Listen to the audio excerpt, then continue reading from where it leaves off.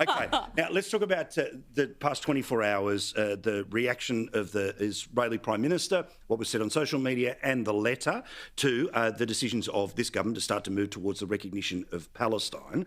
I would think that the Prime Minister will be somewhat comfortable, if not completely fine, with the stuff that has been said, because one thing that we know after the last federal election is that when you were able to raise the spectre of another leader and their attitudes and the concept of Trump is hanging over everything, that as soon as, regardless of whether we like or dislike the Prime Minister, if somebody outside of the country is whacking away like this, then people have a reflexive response. Your thoughts on where we sit tonight, Luce? Look, it's been really awful to see how this has played out, and I think, quite frankly, it was summed up best by Alex Rivchin, who had his commentary on the particular subject, where he said he absolutely hit the nail on the head, where he said that this was something that needed to happen behind closed doors and in not such a public fashion. The Jewish community have understandably been very disturbed by the events that have played out recently, and he urged calm from both governments. And I think that that is something that in the heat of this moment, which is very devastating for everybody involved, this is something that is absolutely needed. And I think it was important that he countered Netanyahu's comments in which he said that he doesn't feel that Australian Jews think that they have been abandoned by the government.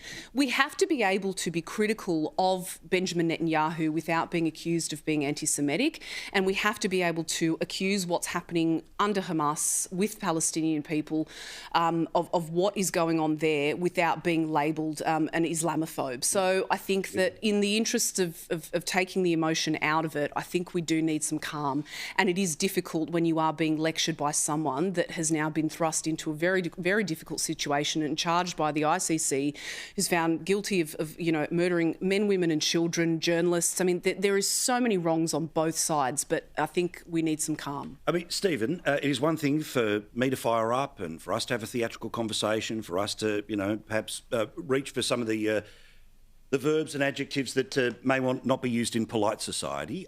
What did you think about all of this? And again, I am not giving 5 stars to the Prime Minister and the Prime Minister's handling of everything, but pretty obvious how most people will have reacted to this, regardless of their feelings about the issues that have led to this one.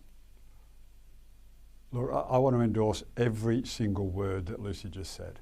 I think that is absolutely the right approach to take. I congratulate Alex and those other leaders in the Jewish community for writing to Netanyahu and basically saying, hey, keep this behind closed doors. So I could not agree more strongly with what Lucy has just said. Everyone has to take a step back.